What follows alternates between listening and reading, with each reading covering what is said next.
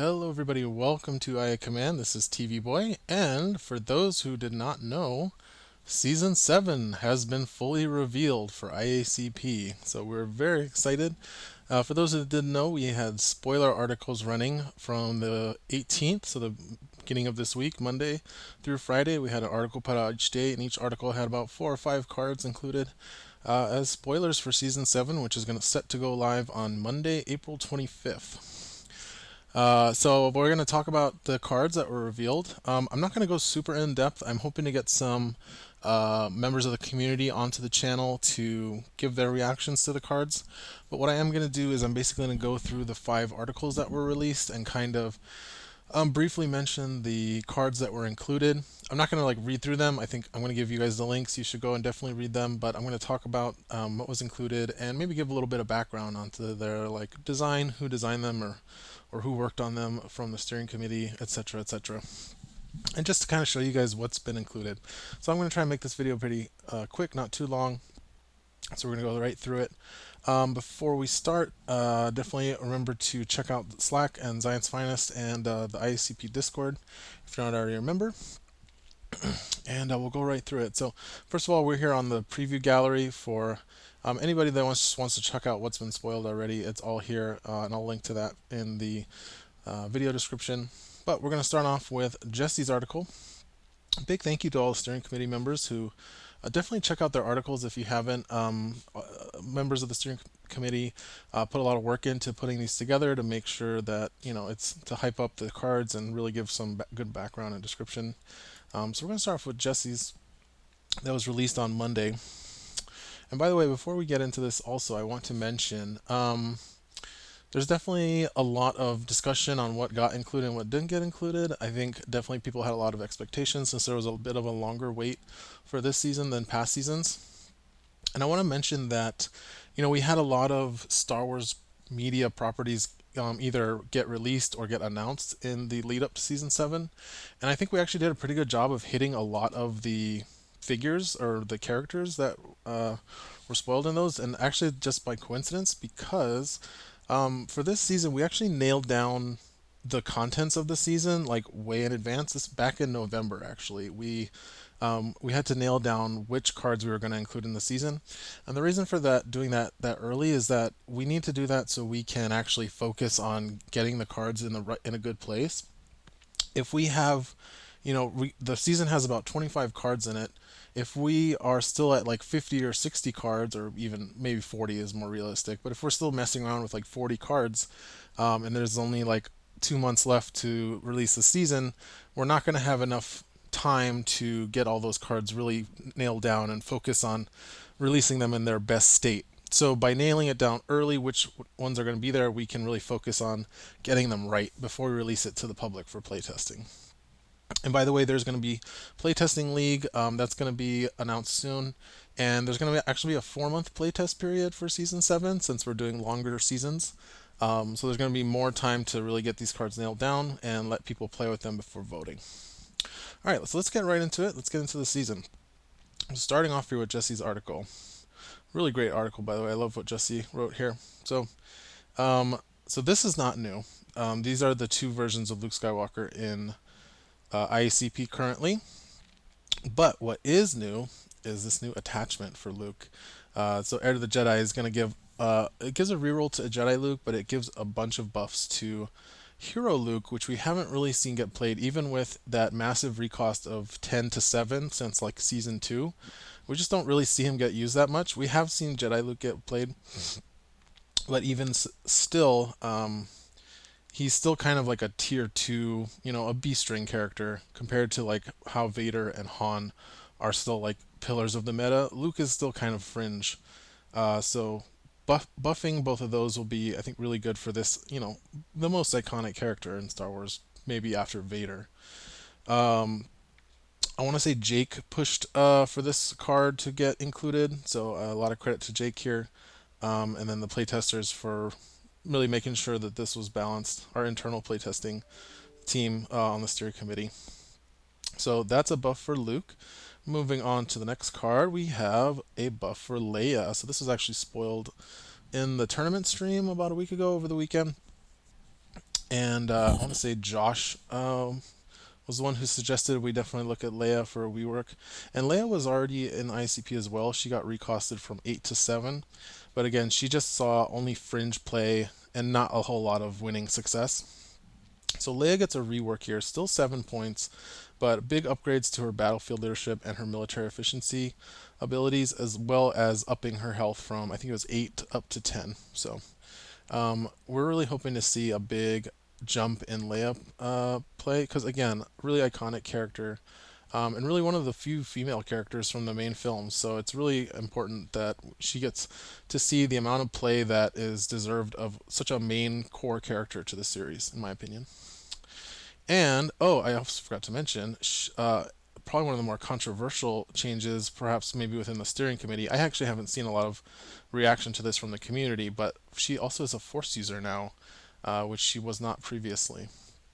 So she's able to use force user cards. Specifically, knowledge and defense is going to be really strong with her, especially since she has a lot of surges to spare often. So she'll be able to redraw that for her force user companions, especially Luke, if you play them in the same list. And because she's a force user now, her old card command card that gave her the force user trait, a bit redundant, so that has been upgraded. So now she can play other force users command cards. So this is again another effort to make unique command cards a little bit more playable, a little less punishing when you lose that figure. Also gives her a bonus recovery, since if you don't have, like, we don't want it to be useless if you don't have the right command cards or the right situation. It's a bit situational, but so that's been updated. So Leia and her command card. Next we have Zeb, and I think Josh and I want to say Morgan had put a lot of work into this, getting Zeb up to snuff. This is a figure that got obviously a lot of play because he is part of the Spectre team, but you never really see him outside of Spectre because he's just bad. He was bad in his original incarnation, so he really got carried by the Spectre Cell upgrade.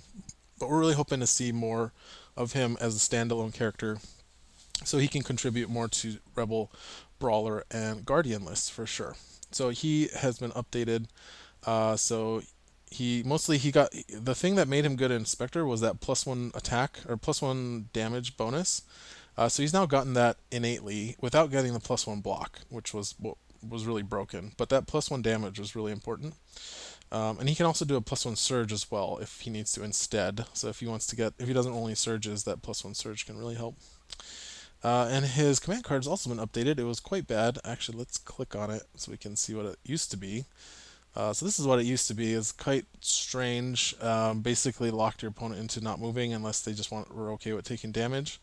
But now he gets to deal damage to a number of figures equal to the number of damage he's taken. So I actually did this redesign, so I'm quite proud of it. I hope people enjoy playing it.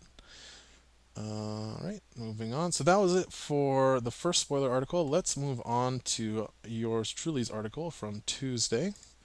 And this is going to be about Scum. And our first big spoiler here is the Rancor has been reworked for Season 7.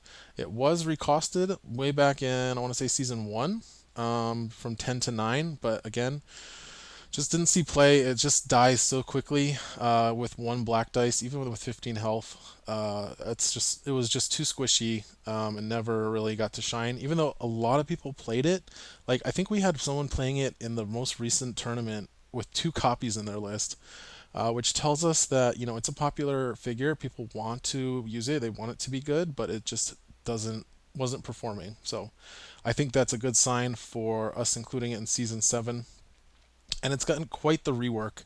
I think Morgan pushed for this, and I think Josh and Derek did a lot of work on this. My main contribution, so the main change here is that it now has 2 black defense dice and 8, and it has a surge for recover. It lost brutality, but it gained voracious, which lets it. You can eat a friendly figure, so defeat a friendly figure that's nearby, and if you do, you get to ready the Rancor's deployment card, so it can activate again. My main contribution to this card, design-wise, was pushing to keep the special action-based attack, because I knew a lot of the Rancor's combos that were popular were based around it having an attack that was a special action, so it could do like Wild Fury and then 2 limit kind of thing.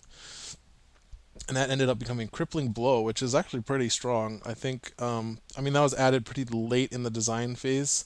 So it did get tested, but as a lot of people pointed out, like if you're a melee figure and you don't have any way to deal damage at range, if you get smacked by the Rancor, you're stuck. Like you cannot move. So that's going to be pretty crazy, especially against something like Vader. Although Vader does have Force Choke, but like Riot Troopers, I mean, if they don't just get wiped out by the Rancor's attack, they'll just. I just imagine the Rancor like swatting something on the head, and then it gets like half buried in the ground like a cartoon. That's what I think of when I think of this attack. So there's the Rancor. A lot of people are really excited to see this rework. We've gotten a lot of positive feedback, so that's been great. Moving on, we've got a new command card for creatures. Ooh, a little spoiler there for the next one. This one's Josh's design. Really cool. 2 points. I'm not going to read it. You guys can read it. But basically, defensive card for creatures, which I think is going to be really helpful. I think, again, we've seen a lot of creatures getting played in IACP competitive play, but they just never quite seem to make it like past the quarterfinals, if even that. I think usually you see the even when the really good players play creatures, they get like 2-2 record, which is just sad because we want to see creatures succeed because we know people are really interested in playing creature lists. So this one's going to be, I think this is going to be really helpful. Bit of a discussion in the community about whether this is actually good based on like what matchup you get. Am I'm of the opinion that if this, I mean, obviously this is not useful against two dice attacks. But I'm of the opinion that if you're playing against a list that only has two dice attacks, you're pretty happy, and you probably don't even need this card anyway. So, and you're not going to mind having a dead card if you're playing against that matchup. But obviously, what this card is really good against is the big dice attacks from like hunters and smugglers that can roll 4, 5 attack dice. Troopers as well. They have concentrated fire, and they often play like Kotun. You often see playing wild attack. So yeah, I think this is going to be a good card. Don't sleep on this card, and don't at me telling me to put it to 1 point because I think people are going to realize that it's definitely worth its 2 points. I was actually worried right before release. I looked at this card and I said, "Hey, isn't this just a 2 point Iron Will?" But it was pointed out to me that unlike Iron Will, like modifiers get past this, and yeah, in the cases like that, you can sometimes deal more than three. So. All right, moving on. The next card is HK Assassins are getting upgraded. Now, notice these are the elite HK Assassins. The regulars are still 8 points and are not getting touched. So actually, you could build a list with 6 of these, right? Wait, what's 6 times 8? No, that's 48. You could get 5 HK Assassins in a list. Although you probably might run 4 and then like Rebel Care Package or something. Or Bib plus Jabba? No, you can't fit that. You'd have to do Rebel Care Package. But anyway, these are the elites, so they have that priority target. And their new ability plays off of harmful conditions as well as strain. So we saw this as being like a glue card for players that want to build lists around strain and for players that want to build lists around harmful conditions. And these guys play really well with HK47, which came out in Season 5. So these guys are quite scary. They're still very squishy though. They're definitely glass cannons, and I think they're going to be a lot of fun to play with, and they're going to be very challenging to play against. Although very satisfying when you are able to sneak up on them before they can get line of sight to you and just kill them, cut them down in one attack. Often that will still happen. All right. Oh, I hope I showed the right version. Yeah, this is the original version. They used to be 11.6, which is crazy. All right, moving on. I think the next one. So for droids, the triangulate card. So this was an existing card in FFG. I could not find this artwork anywhere, so I had to use this new artwork. Also, you might notice that I forgot to mention this. You might notice the frames are looking a little different than they usually do for IACP. That we've kind of gone back to the retro FFG frame. They don't quite look as clean or HD as they usually do. So there's a reason for that. We're streamlining our work process for playtesting cards. Instead of like dedicating a lot of man hours and resources to Photoshop to get them really all looking really nice and clean, like we usually do for cards that are going to definitely change through the playtesting process. We're going for more of a quick and dirty, just pop popping these out of the card editor, and they get popped out in lo-fi, low resolution. And we did slap at least the icon here, and you'll notice the watermark. We've replaced the faction watermarks there in the text with the IACP watermark. So if somebody's trying to pass off their own automatically generated cards as IACP, definitely look for that watermark there in the text. But yeah, once we get to the final section of the playtesting period, we are going to be upgrading these images to their final, really nice looking full art IACP template format. So be sure to look for that in a few months. All right, so back to Triangulate. So this one, it looks weird if you read it at first, but what we did, and I actually wanted this card, I basically just said, hey, look at Pack Alpha. Let's just copy that, and then we'll kind of work with that templating. So that's why I've included the image here of Pack Alpha. So it's a little different because you don't have to get adjacent. You can get line of sight, but it still like calls out the droids that you moved. So you can still get up to 3 damage on a figure with a special action without attacking. So this will be really good in droid lists, especially for like support droids. Like having 3PO do this will be really good since he can't usually attack anyway, or R2D2 or something like that. And finally, for this article, oh no, not finally, this is second last. Punishing Strike is getting updated. So this used to be 2 points, now it's 1. This is going to be really good for lists that are playing around with harmful conditions. We actually saw Kyle playing this quite a lot with Boba Fett in the Season 6 competitive league, and he actually was doing pretty good with it, if I remember correctly. So, yeah, this is going to be pretty good now that it's at 1 point. We did change it so you can't use it on friendly figures anymore. There's a trick you could do with stuff like Shyla and Parting Blow. But we are going to include a new rule, or elaborate or confirm a new rule that you can use non-IACP cards if you want to in IACP tournaments, as long as they are not nerfs. So On the Lam and Assassinate would be the exception to that rule. And finally, we've got hired guns. These are spoiled on the tournament stream.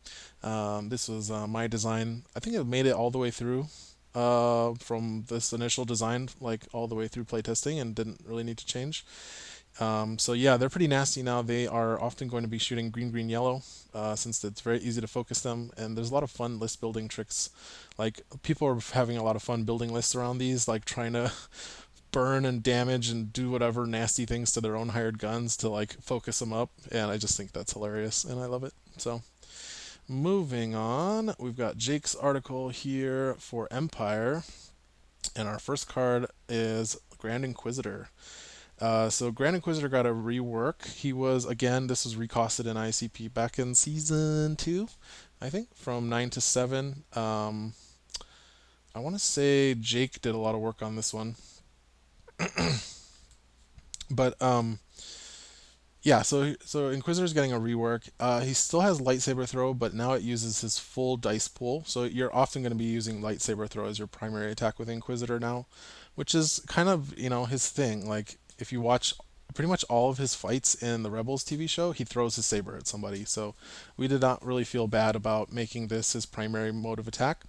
However, you do still get rewarded if you are able to get up close to somebody thanks to his precision ability, giving him very, very flexible reroll against adjacent targets, as well as giving him a leg up against Jedi or any melee figures that attack him, since they have to be adjacent. He gets to reroll defensively as well. And then we combined his Cleave 3 with his Deadly to make that ability a lot more easy to use and a lot more rewarding to use.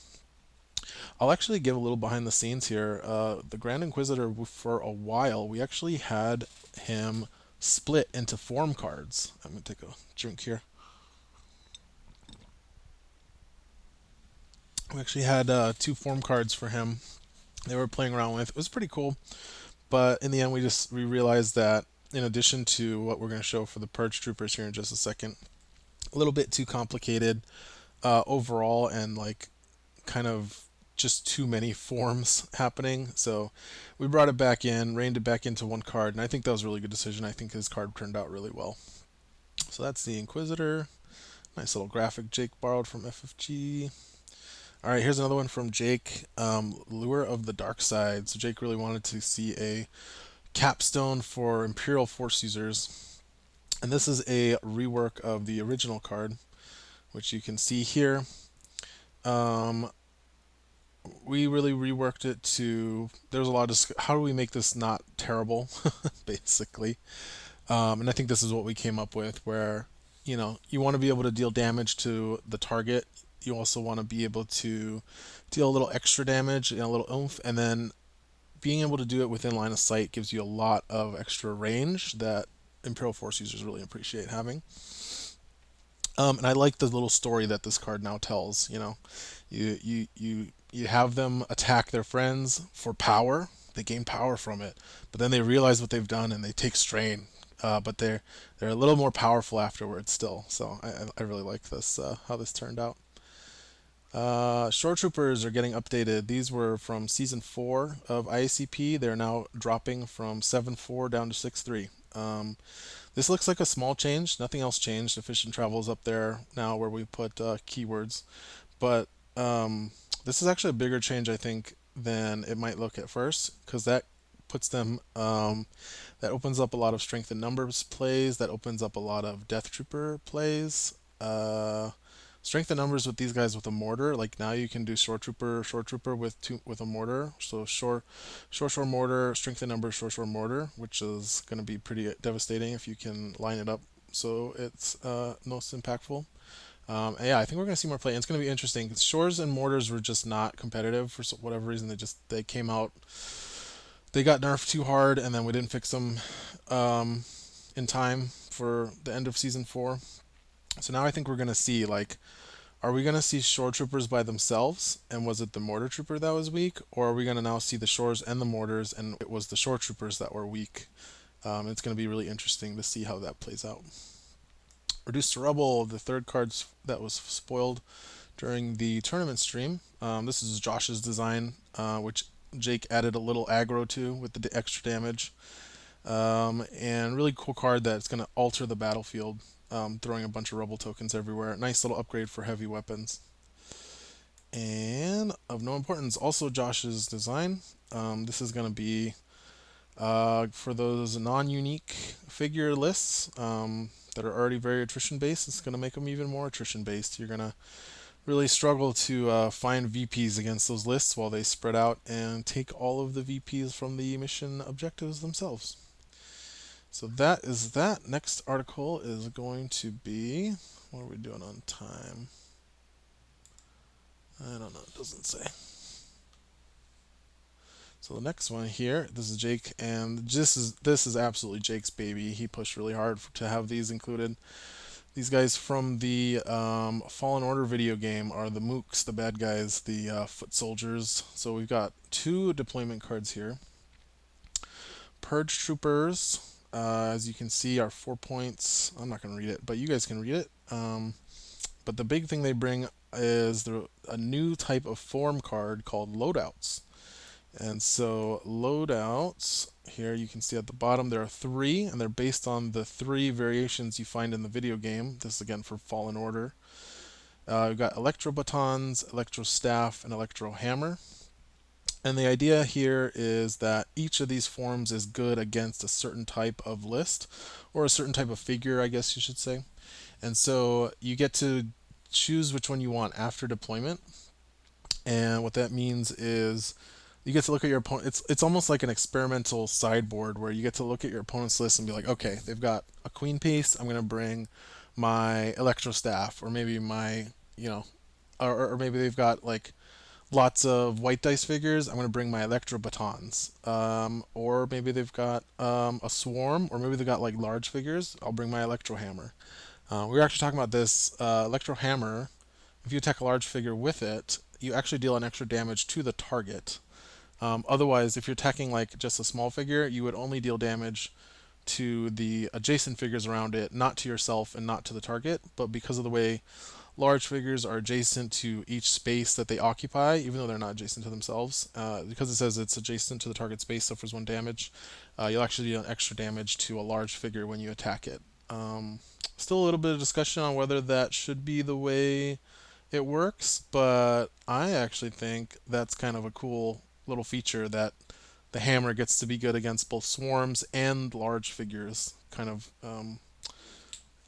expands its role. So that's the Purge Troopers. A ton of work went into those. And then next up, we've got the Purge Commander was also included. So this is kind of a hunter leader that supports Imperial hunters.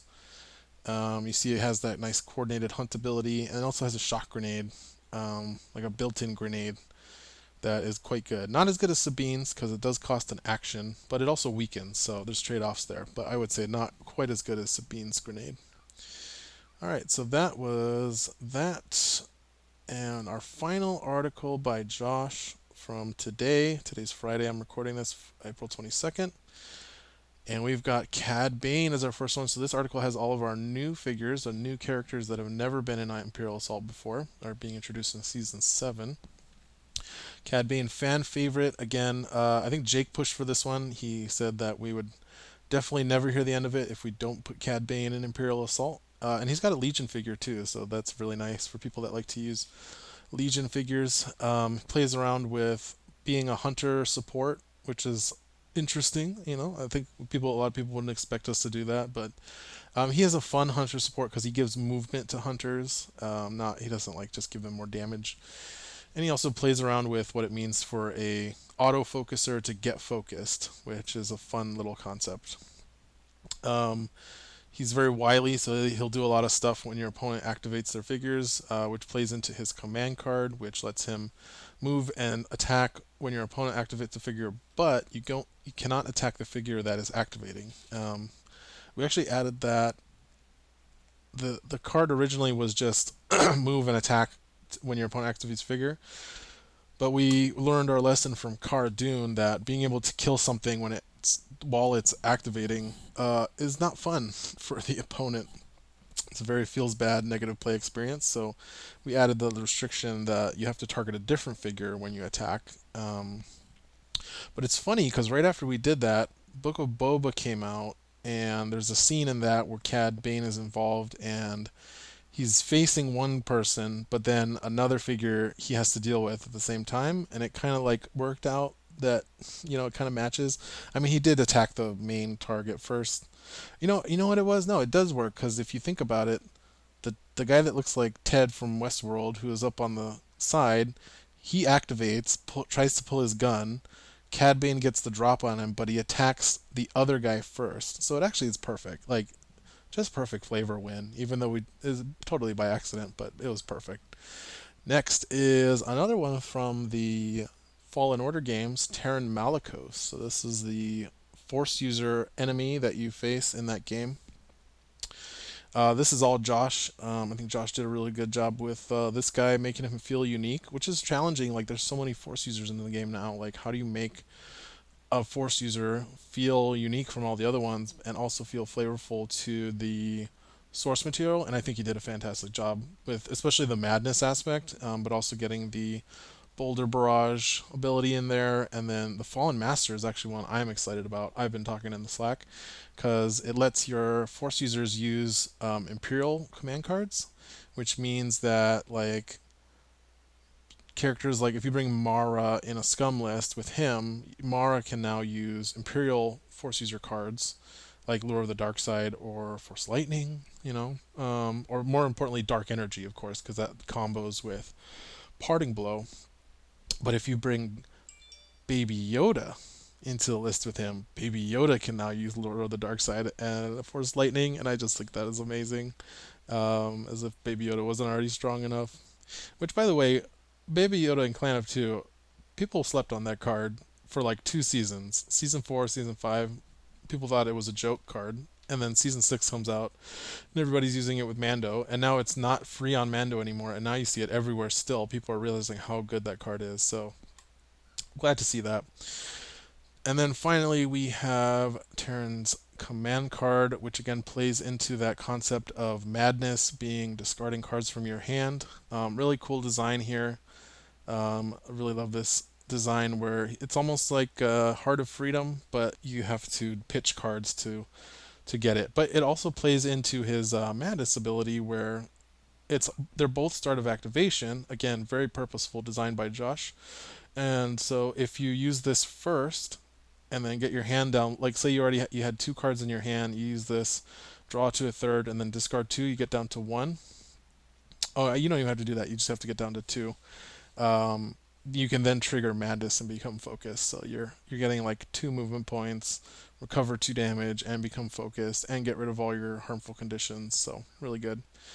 And then, oh, that wasn't the final card. Final card is Saw Gerrera. It's being added to Imperial Assault as a 4 point support figure who does a lot of cool stuff that we haven't seen in support figures yet. Very offensive support figure, and has a very like global impact on the board. So we'll probably see him leading from the back lines. And he also comes with a new command card. Again, this was Josh as well. He definitely led the design on Saw and Saw's command card. And so really nice command card here. What am I saying? I forgot. One more. This card. Oh my gosh. Smuggling Compartment. This was. Well, let me tell you what it does first. It's basically an anti spy card. So if you don't have any spies in your list, whenever your opponent tries to mess with your hand, you can exhaust this and like hide your cards away until that effect is done resolving. And then it's like, you kind of get them. Like, it really protects your hand from opponent's spy cards. Now, of course, they can try and use multiple spy cards in the same round to get around it, and that will often work. But at least you've got some protection. And then if you don't need it, if you're not playing against a spy list or a headhunter or something like that, it gives you like a scry ability. You get to scry the top card of your deck, and then put it at the top or the bottom. And this happens right before you would draw for the round. So you get to dig a little bit deeper if you're looking for that one specific type of card. This card was so hard to make. This is originally Josh's idea, but I think the whole committee ended up having to get involved and make it work, get it and redesign it. I think we redesigned it pretty much, but it was pretty. This is close to what I mean. It was similar to what Josh first proposed, but this was I'm saying this is the Clan of Two of season 7. Like I guess I don't talk about this a lot, but Clan of Two was so hard to get right and to design, and we just had to keep working at it and working at it and redesigning it and redesigning it. And the same thing is true for this card. We just had to keep changing it and redesigning it and rewording it and trying to get the wording exactly right so it works the way we want it to work, and so it reads the way we want it to work, and it's not confusing. And I'm sure people find this confusing, but at the very least, if you read this, you kind of get an idea of how it's supposed to work. You just have to look up the status phase. That's it. A lot of people don't know what that is, but that's it. That's season 7. Looking forward to talking to some of the community about season 7. Check out the preview gallery. We've got all the spoilers up here to view all in one place, and I'll link that. And thanks guys for watching. Really looking forward to seeing how season 7 turns out. All right, see you later.